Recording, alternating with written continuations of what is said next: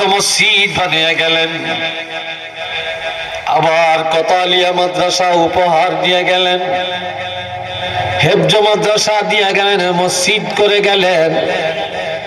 আজ আল্লাহ ওলি কাজী রফিক মোশাররফ হুজুর নাই, কিন্তু ওনার আমলের মধ্যে মুহূর্তে মুহূর্তে সওয়াবগুলো লেখা হইতে আছে।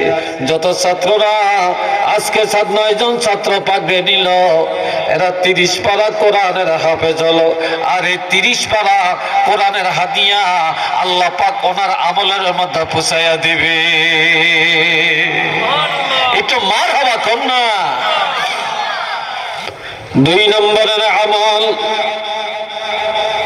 আও ইলমিন ইউনতাফাউ বিহি, দুনিয়াতে এমন ইলম রেখে গেলেন যে ইলমে ফায়দা দান করে। কিন্তু আমার রাসূল ইরশাদ করেন, ইল্লা মিন সালাসাতিন, মৃত্যুর পর 3টা আমল বন্ধ হয় না। বলেন কয়টা আমল? এই জোরে বলেন কয়টা আমল? 3টা আমল মৃত্যুর পর বন্ধ হয় না। 1 নম্বরে মিন সাদাকাতিন জারিয়াতিন, সাদকা জারিয়া।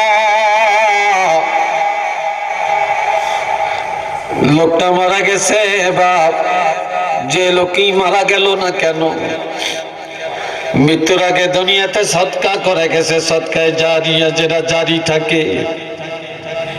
মাদ্রাসা করে গেল, মসজিদ বানিয়ে গেল, মক্তব বানিয়ে গেল,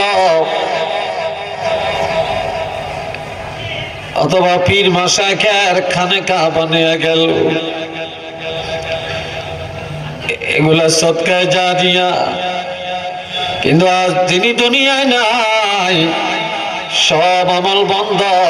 কিন্তু এই যে মাদ্রাসা রেখে গেল, মসজিদ রেখে গেল, এই সওয়াবগুলি কিয়ামত পর্যন্ত ওনার আমলের মধ্যে লেখা হতে থাকবে।